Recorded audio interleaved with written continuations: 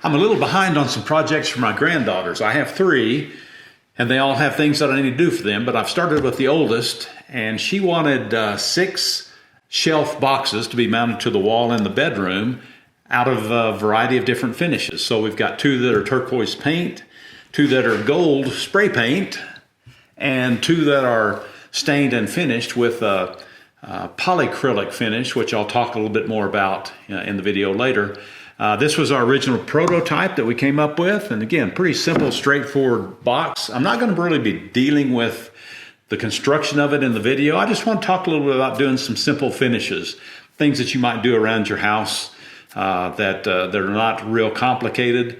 I go from just simply painting through spray painting, ways to approach that, and ultimately on the polycrylic, I spray with a spray gun. So I'll talk about that with the use of an air compressor and just give you some basic, simple tips. Nothing real complicated. Something that you may want to consider depending upon what you have available and sort of your interest and skill level. So let's get into working on these finishes and let me show you how I go about them.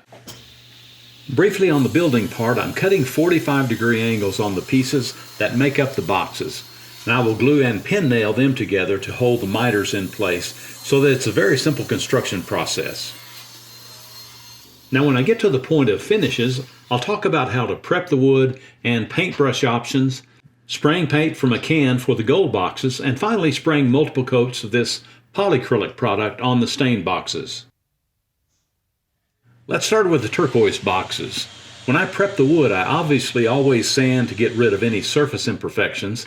Sometimes there are stains or marks on the wood, and sanding is a way to get rid of that and get the surface ready for paint. I'm brushing on a couple of light coats of paint, and then I'll see how that looks when they're dry to determine if I need to add another coat or not. When I think about paints these days, particularly water-based paints, they are so good, so much better than in years past. They brush on easily, and I've been able to thin them as needed to spray them through a spray gun, and have had great results. It's really a good time to have an interest in doing all kinds of projects because the materials you have to work with are such good quality. In the case of these boxes, to try to paint the inside after they're already assembled is a bit of a challenge. So the easiest way to get a nice finish on the inside is to complete that first before working on the outside. When applying paint with a bristle brush, put on a medium coat, not too thin and not too thick. You get best results when you build coats of paints on your projects and not get in too big of a hurry to get finished. As you're brushing on the paint, it's a good practice to brush from the dry surfaces into the wet paint that you just put down. If your stroke is finishing in wet paint, it tends to level out a little better and gives you more consistency in the thickness of your coat. Notice that I didn't paint the 45-degree cuts so that when we permanently glue those together, we don't want the paint interfering with the glue bonding with the wood grain on the pieces I'm joining.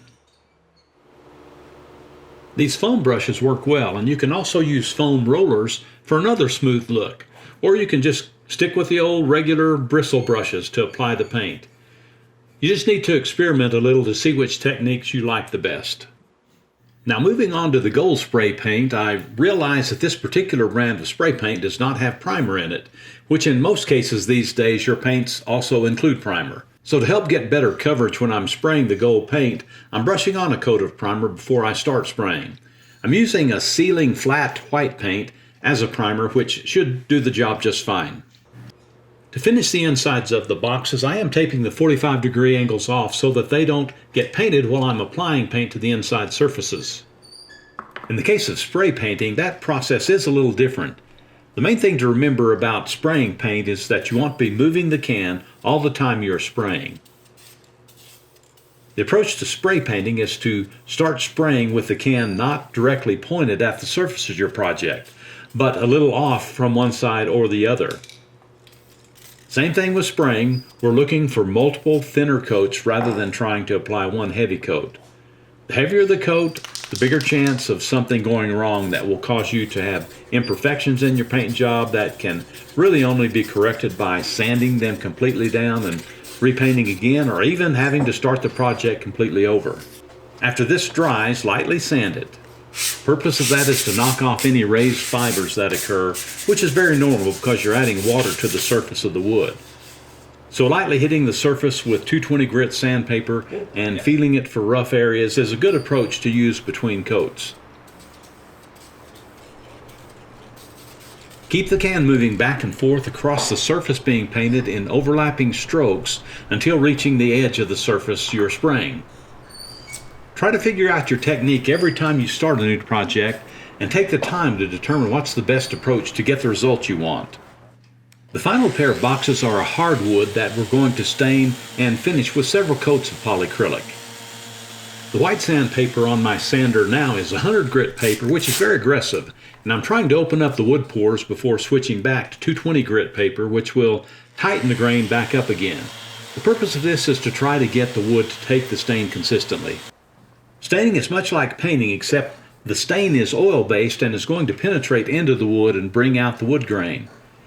Depending on the type of look you're after, you can get more paint-like results with opaque stains that will cover a lot of the grain, or you can choose something like this, which is a middle ground stain that penetrates into the wood grain.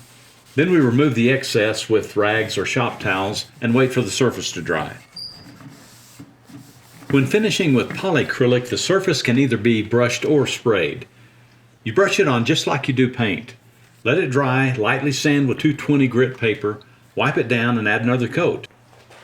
If you have an air compressor that puts out a reasonable amount of air volume, you could consider getting into spraying finishes. I've had great results with spray guns under $30, which is the case with this gun.